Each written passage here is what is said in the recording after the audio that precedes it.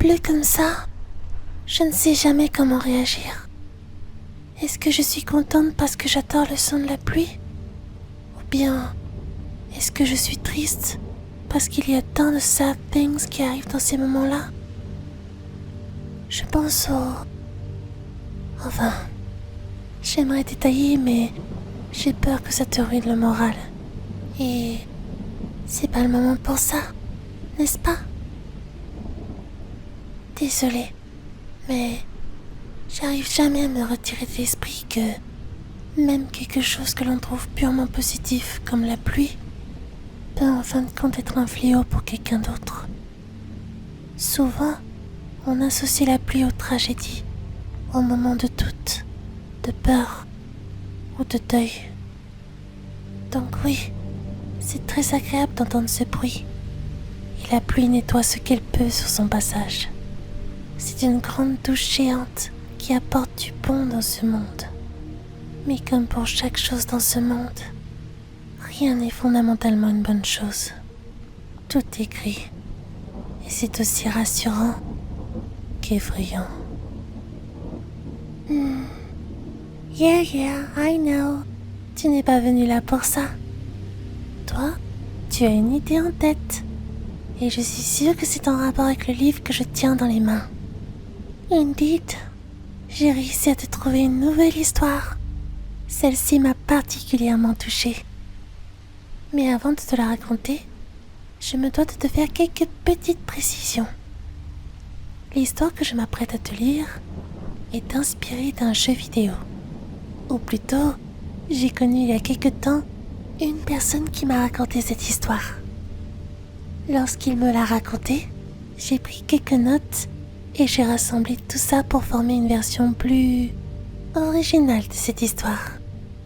En fait, cet imbécile a joué à un jeu et il a inventé tout un scénario autour du personnage qu'il a créé dedans. Comme je l'ai trouvé so cute dans sa caminerie, j'ai décidé de lui rendre hommage à travers cette histoire. Alors, comme d'habitude, je vais te demander de fermer tes yeux, de m'écouter et surtout, s'il te plaît, le plus important, détends-toi. Cette histoire se passe loin, très loin de là, dans un monde fantastique, peuplé de créatures adorables et courageuses, prêtes à tout pour protéger leur monde d'un terrible méchant. Un jour, un maléfique scientifique se mit en tête de conquérir le monde avec une armée de robots serviteurs. C'est à ce moment-là que, dans l'ombre du laboratoire du méchant conquérant, se fit entendre une voix. Je n'ai pas de nom. Je ne voulais plus vivre. Je ne sais plus qui je suis ni d'où je viens. Cette personne face à cette glace, est-ce que c'est moi? Alors que notre cher amnésique se posait toutes ces questions, le terrible scientifique responsable de l'invasion robotique s'approcha de lui et lui fournit toutes les réponses. Je suis une création du docteur Eggman et je serai un raté. Comment? Je viens tout juste de me réveiller et tant d'autres questions me viennent encore en tête. Qui est cette personne? Pourquoi me traiter de raté? Sans crier gare, une des créations du scientifique faux s'approcha du pauvre amnésique. Il dit s'appeler et il sera la version définitive et absolue de ce qui est censé représenter l'amnésique, le soi-disant raté. À cause de ce statut, l'amnésique était en retrait de tous les combats de son créateur. Il s'amusait seul en attendant que les jours passent, que quelque chose se produise et qui puisse apporter un peu de sens à sa vie. Les jours passèrent et l'une des marques maudites installées dans chacune des créations du scientifique se mit à réagir avec l'amnésique. Il agit en général quand l'individu qui la porte se comporte à l'opposé des décisions de son créateur. Cette marque punit les traîtres. Les simples actions de l'amnésique étaient pourtant juste dédiées à l'amusement et à des occupations sans gravité pour passer le temps. Mais ce manque de méchanceté lui était rendu par de violentes douleurs dans tout le corps. Un jour, alors qu'il décida de ne rien faire pour ne pas subir à nouveau un traitement de choc, il fit la rencontre d'une petite créature, une petite fée adorable qui passait par là. Une amitié se tissa rapidement entre les deux. Les jours passèrent, et alors que les douleurs s'amplifiaient, la petite fée réussissait à réduire les douleurs par sa simple présence. La vue de son sourire était suffisant à l'amnésique pour réussir à lutter et à trouver un sens à sa vie. Je sais, je vais devenir un prestidigitateur. Je serai capable même de faire sourire n'importe qui, même les robots de mon créateur. Tout ça avec l'aide de mon ami Tao. Malheureusement, un jour, tomba sur la petite fée et comprit l'impact que cela avait sur l'amnésique. Un impact certes positif, mais du point de vue de la création la plus vile du scientifique, cela était comme la pire des trahisons. Car malgré son statut d'échec, l'amnésique restait une création du scientifique. Un tel comportement était inacceptable. C'est alors que attrapa la petite fée et... Cela aura mis longtemps à l'amnésique avant de s'en remettre. Chaque jour était une épreuve pour son pauvre cœur, car dès qu'il trouva un moyen de combler l'ennui ou de remplacer son ami la fée, était là pour l'en empêcher. Je ne sais pas pourquoi tu cherches à ce point à me rendre malheureux. Mais maintenant, je n'en peux plus. Tu n'as plus devant toi un simple amnésique. Tu as devant toi Void. C'est comme ça que je veux que tu m'appelles à présent. J'ai un prénom, et donc je suis comme toi. Je ne suis plus juste un raté. J'ai un cœur, j'ai une identité. Cet acte de rébellion était considéré par la marque comme une grande forme de trahison. La douleur était si intense que Void se mit à genoux face à son supérieur. Contemplant la tristesse et la déchéance de Void, se moqua puis se retourna, laissant Void au sol, agonisant. Void décida de changer lui-même les parties de son corps qui l'ont mené à s'agenouiller. Il remplaça ses jambes et ses bras par de nouvelles pièces sans l'accord de son créateur. Je ne vais pas juste me contenter de changer mon corps, je dois changer le cours des choses. Mon ami aimait ce beau monde avant d'être souillé par toutes ces horreurs mécaniques. Je vais empêcher cette invasion de se poursuivre. Void comprit dès l'instant où cette décision fut prise que cet acte de haute trahison ne passerait pas inaperçu auprès de la marque qui l'habiterait toujours quoi qu'il arrive. Mais malgré ça, il ne tourna pas le dos à son objectif et partit en quête d'un moyen de sauver le monde qui était si cher à son ami. Void se rendit dans une immense salle qui lui était normalement interdite, une salle où se trouvaient tous les robots en attente d'être mis en marche. C'est en recherchant un moyen de tout arrêter que arrive à nouveau, expliquant à Void que détruire les machines l'arrêterait également. Toutes les machines, sans aucune exception, seraient amenées à être immédiatement stoppées si Void tentait quoi que ce soit. Mais Void était déterminé. Il serra le poing et se jeta sur pour l'intercepter. Mais son supérieur était malheureusement beaucoup trop fort et ne se laisse pas faire. Il réussit à casser plusieurs composants de Void qui finit au sol, épuisé. Mais la marque maudite intervient aussi sur ce dernier, en attaquant un de ses collègues, trahissait son créateur. Ce n'est qu'une question de temps avant qu'il en finisse avec moi. Si à notre prochaine rencontre, je ne suis pas assez fort, il me tuera. Void s'enfuya de son sordide foyer, là où il a toujours été, pour trouver de l'aide. Mais chaque seconde qui passe le fait souffrir davantage. La marque l'atteignit de plus en plus, d'autant plus que ses blessures avaient accentué la propagation de cet étrange virus. Il trouva du réconfort auprès de courageuses personnes qui luttaient contre les machines et qui s'occupaient de restaurer Void autant que possible. Mais le sentiment de vengeance de Void était si puissant qu'il finit à ce moment-là par ne plus comprendre sa situation. Son corps changeait, toutes les modifications apportées par la rébellion l'avaient transformé. Alors qu'il se regarda dans une glace pour contempler son nouveau corps toujours malheureusement affecté continuellement par la marque à présent, un rebelle s'approche de Void et lui demande si tout va bien. Non, ça ne va pas et ça n'ira plus jamais bien. Mais c'est pas grave, parce que je sais que ça finira à un moment. Ça y est, je suis devenue ce que je détestais et ce que tu voulais que je devienne. Eggman. La forme de vie ultime, celle qui te tuera. À ces mots, Void partit dans de nombreuses expéditions où il s'aventura à déjouer tous les plans d'invasion du méchant scientifique. Ses talents de robot traître au service des rebelles lui valut une excellente réputation. Malgré tout, la douleur était toujours présente. Elle était à présent constante et rongeait Void au fur et à mesure, sans interruption. Void n'arrivait plus à dormir. Sa quête de vengeance le rongeait.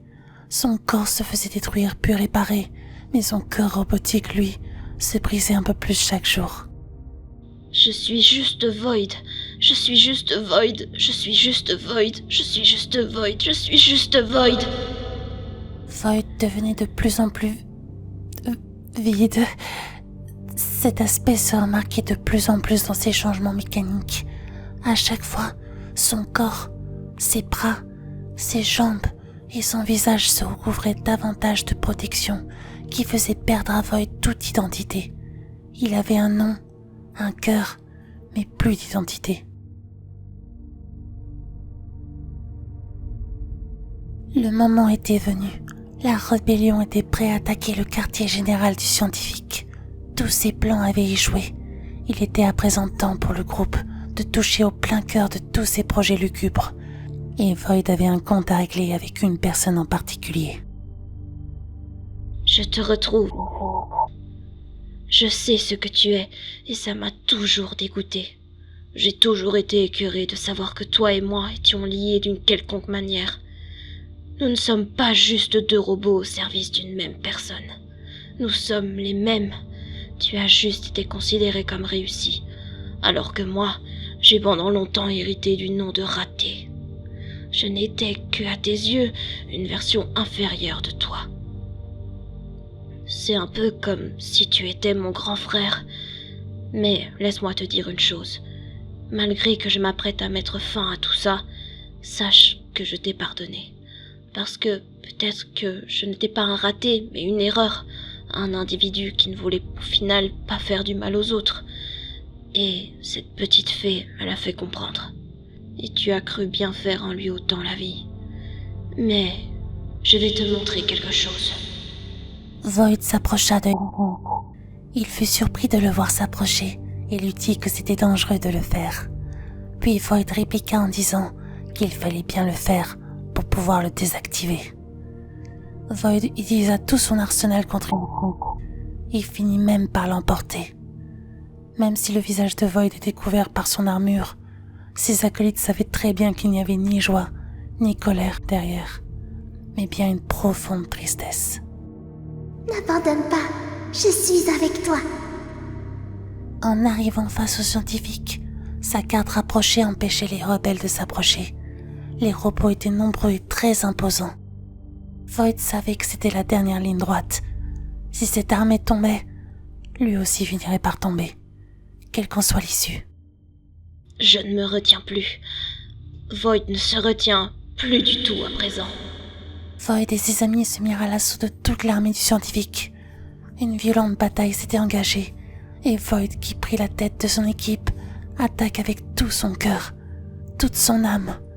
Et malgré l'entièreté de sa force, il perd progressivement des pièces de son armure, mais il n'abandonne pas. Void fonce de toutes ses forces. Ce n'est pas seulement ses ennemis, c'est aussi ses frères, sa famille, ses anciens camarades. Vous ne m'aurez pas. Je suis Gold Void Requiem et je...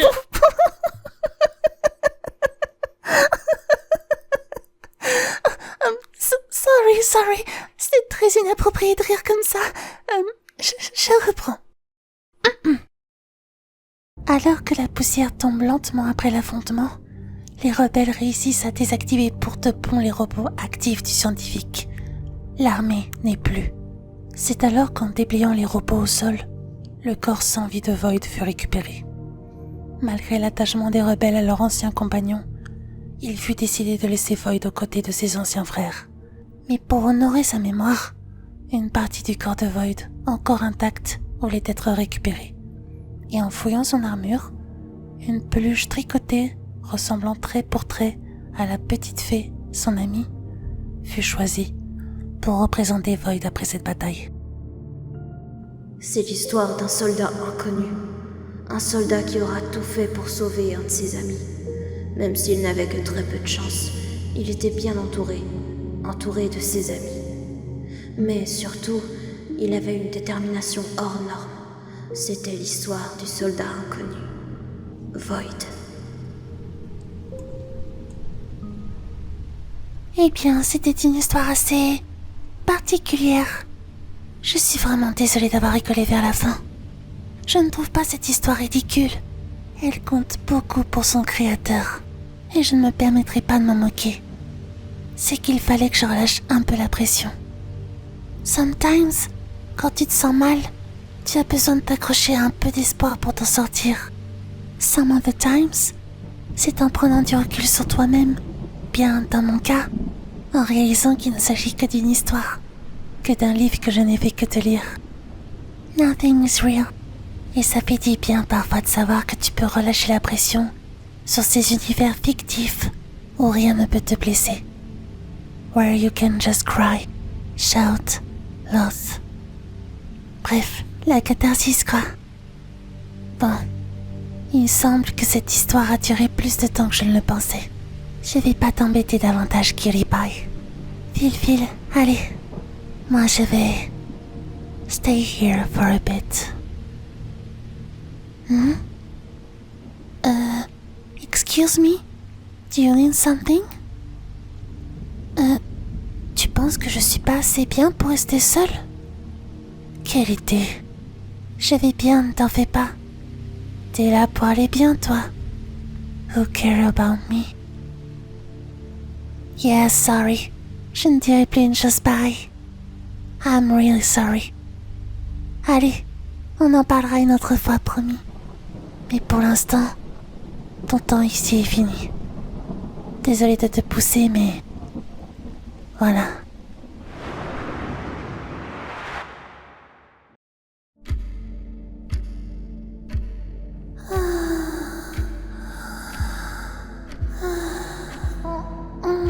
T'es encore réveillée? Je sais pas comment t'y arrives. Bien, tu n'as qu'à aller dans un autre monde. Peut-être que ça te détendra davantage.